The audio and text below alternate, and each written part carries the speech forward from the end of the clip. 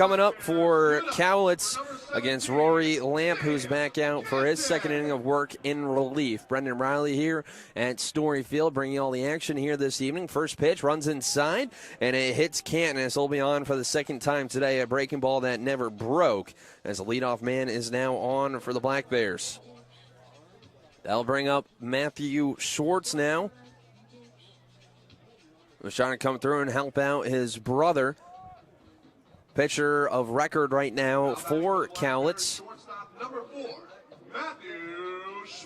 As Schwartz will dig in. Walk back in the fourth after a fly out in the second. Good lead over at first for Sam Canton. The first pitch. Schwartz shows bunt and he pulls it back. It's called for a ball as he's ahead in the count 1-0. And they're actually going to call it balk. Isaac McAllister calls it balk on Rory Lamp, as that's going to give Sam Canton second base. So the pitch doesn't count, as we'll now have a new count. No balls and no strikes. The Schwartz with a runner in scoring position for the Black Bears. Lefty on righty matchup. First pitch. A curveball called a strike. It looked like the catcher Louise and Lamp weren't on the same page with the signs, but it didn't matter as it was called a strike. It looked like Louise was expecting a fastball, but he got the breaking ball instead, and Chris Castro makes the call. Lamp set at the belt, takes a look back at Canton on second, the 0-1. Fastball, he's out in front of it. It's 0-2.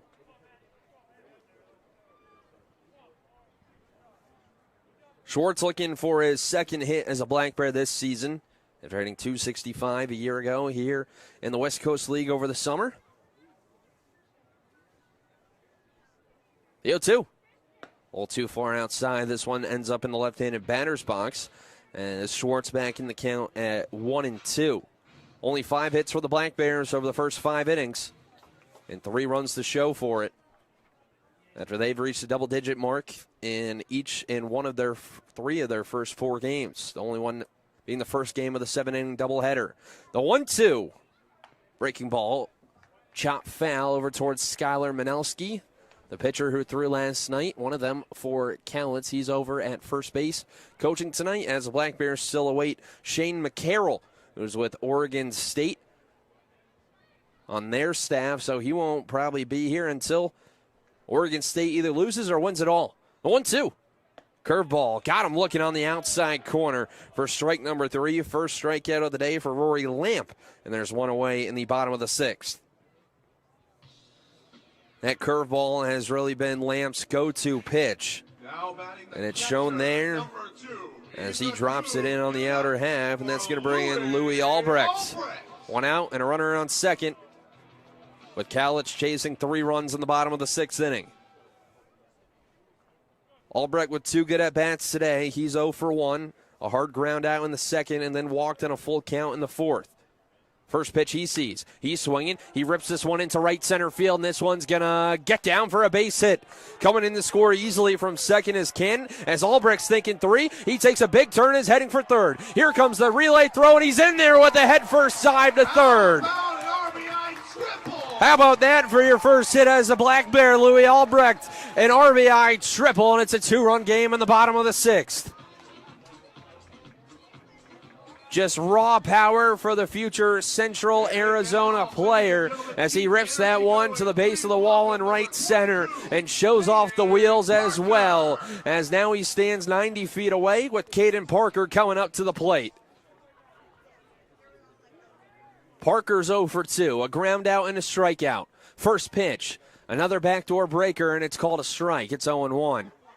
Albrecht got that pitch over the outside half, and he ripped it right to the Fiber Federal Credit Union sign in right center. 6-4 your score in the bottom of the 6th, the 0-1. Another curveball, this one well outside. A ball and a strike to the designated hitter for Cowlitz here today, the freshman from Westland, Oregon. 1 for 2 last night with 2 walks, so was hit by a pitch twice as well. He's 3 for his first 11 with the Black Bears this season. The 1-1. Curveball, chop foul over towards Ben Ziegler in the on-deck circle, and it's 1-2. Corners are in, rather, the third baseman, Angus State, playing even with the bag. The middle infield playing back with the first baseman, Zach Beatty, playing about 5 steps behind first base. 1-2 the count with 1 out. The pitch. A fastball misses high and away. Counts even at 2 balls and 2 strikes to Parker. He came up with the bases loaded back in the 4th. He ended up being rung up by home plate umpire Chris Castro. 2-2 pitch. Another curveball. Misses outside. He tried to get the outside corner. But a little too far off the plate for Chris Castro, and the count is run full to the 9-hitter for Cowlitz. Ben Ziegler, the center fielder, is on deck. Payoff pitch. Another breaker. This one misses outside, and Caden Parker are able to draw the full count walk. It's going to put runners on the corners with 1 away for the top of the order for the Black Bears. It will be Ben Ziegler to dig in from the left side to face off against Lamp for the first time today. He's the only Black Bears hitter not to face him yet, as Lamp came in relief for Boston Workington. 1 out, runners on the corners. A good lead for Caden Parker over at first. The first pitch, there he goes. It's a fastball chopped through the right side for a base hit. Albrecht comes in to score. Going first to third is the runner Parker. As the throw comes in, a leaping grab by State, or else this game would have been tied. But Ben Ziegler picks up the RBI single, and it's a 1-run game in the bottom of the 6th. The hit and run works to perfection, as now the tying run stands on third here in the bottom of the 6th inning. And it'll be Ethan Stacy, the walk-off hero from last night. 0 for 3 on the day so far. 1 for 7 in this series. And Lant will take a look over at first as Ziegler's back in standing. 2nd RBI on the year for Ben Ziegler after a sacrifice fly last night, as Ethan Stacy's looking to tie this one up in the bottom of the 6th inning. First pitch. Curveball on the inside corner. It's 0-1. Front door breaking ball from Lamp. It's really just been an arm side breaking ball with a fastball and a changeup mixed in. Stacy trying to pick up the base knock.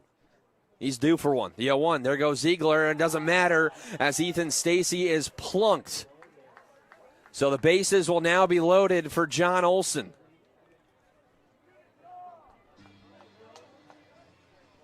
Second hit batsman of the inning for Lamp. He hit the leadoff man, Sam Canton. And now he loads the bases with the hit by pitch. And it'll be John Olson.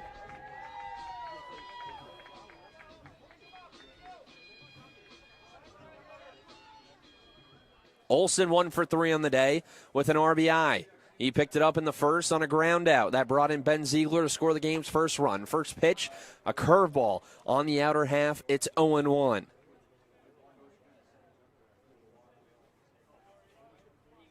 Olson now with 8 RBIs in this game, as now some action getting going in both bullpens in a 1-run ball game. The pitch, another curveball. This one a little too far outside as it counts even at a ball and a strike. A right-hander warming up for the Black Bears.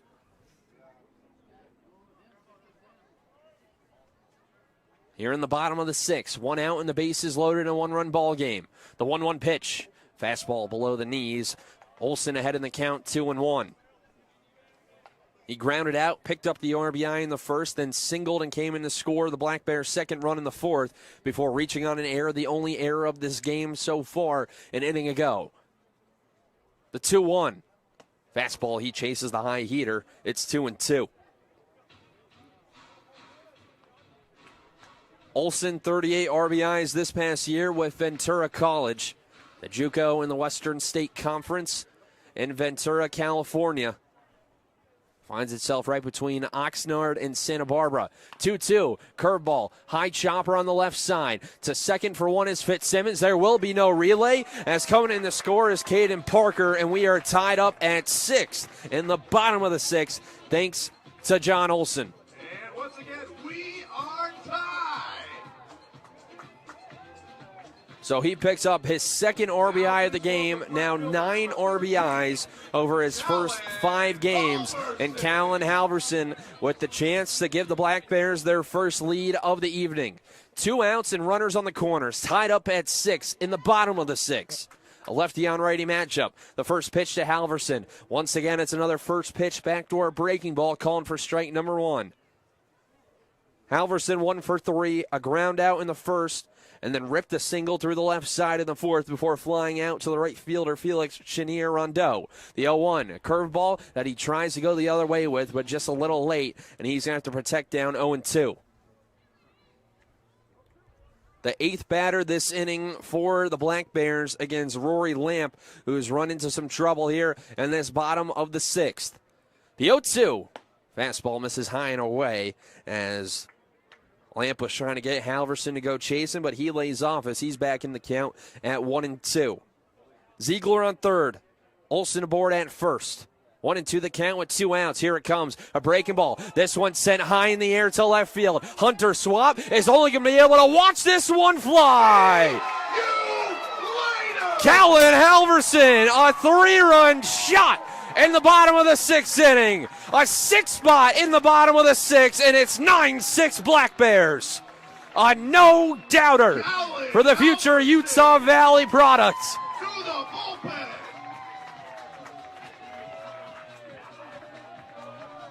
And just like that, Cowlitz has come from behind once again.